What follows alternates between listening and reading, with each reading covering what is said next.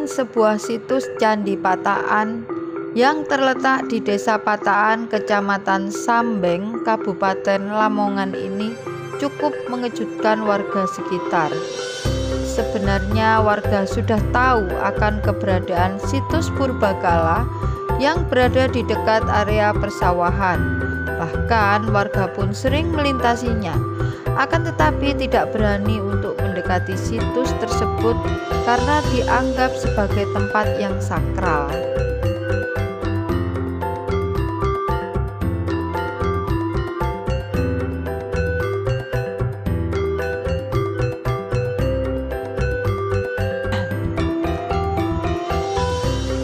Situs Candi Pataan ini ternyata menyimpan sebuah mitos yang cukup unik.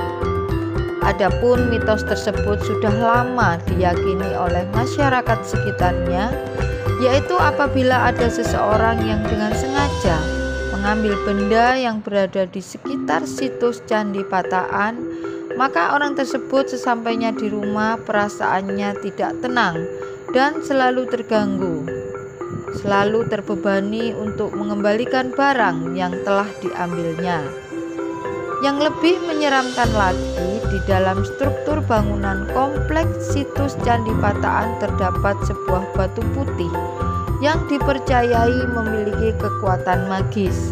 Pernah dahulu ada seorang pengrajin batu kapur yang berusaha mengambil batu putih dari situs untuk selanjutnya diolah menjadi kapur. Anehnya, setelah dilakukan proses pembakaran, batu putih tersebut tidak matang. Akhirnya batu tersebut dikembalikan lagi di depan situs Candi Pataan.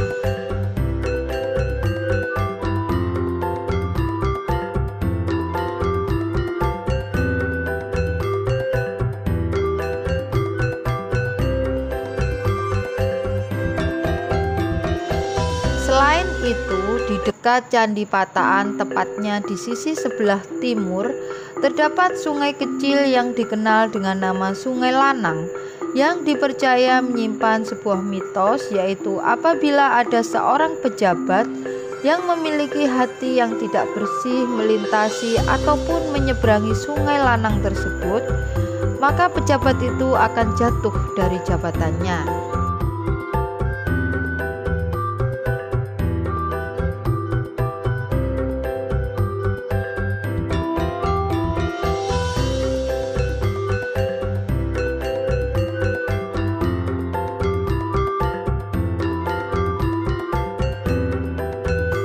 Candi Pataan ini diperkirakan dibuat pada abad ke-11 atau pada zaman pemerintahan Prabu Airlangga. Hal ini diperkuat dengan ditemukannya prasasti Pataan sebagai tanda zaman Airlangga, yang saat ini prasasti tersebut tersimpan di Museum Nasional. Adapun isi dari prasasti Pataan adalah pemberian status Sima atau bebas pajak bumi terhadap desa Pataan karena mereka bertugas memelihara bangunan suci Sang Hyang Patahunan. Candi ini kemungkinan dulunya digunakan sebagai tempat pemujaan. Hal ini terlihat dari struktur bangunan yang tersusun rapi, di mana setiap batu kapur yang tersusun pada candi ini memiliki panjang sekitar 30 cm dan lebar 20 cm dengan ketebalan sekitar 10 sampai 15 cm.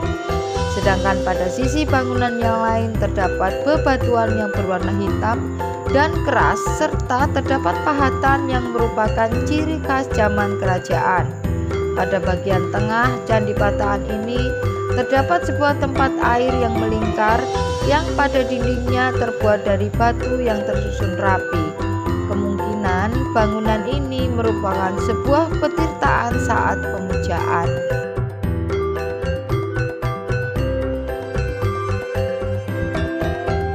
Selain itu, dalam prasasti Terep yang ditulis tahun 1032 Masehi diceritakan bahwa Prabu Airlangga pernah dikalahkan dalam peperangan oleh pasukan dari selatan yang dipimpin oleh seorang raja perempuan, sehingga Prabu Airlangga beserta pasukannya harus meninggalkan keraton Watanmas dan berlindung di Pataan.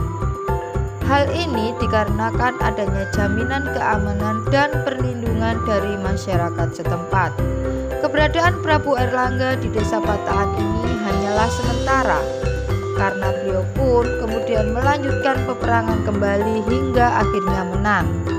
Karena jasanya yang cukup besar, maka Prabu Airlangga menjadikan wilayah Pataan menjadi sebuah tanah perdikan.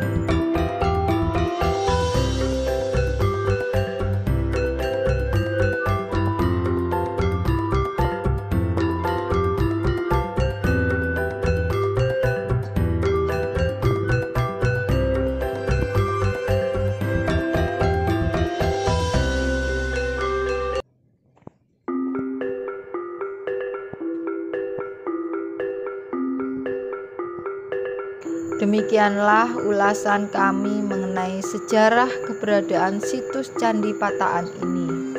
Semoga dengan ditemukannya kembali situs-situs Purbakala ini membuat kita sebagai generasi penerus bangsa semakin peduli akan peninggalan para leluhur. Jangan lupa like, share, komentar, dan subscribe channel kami. Matur nuwun.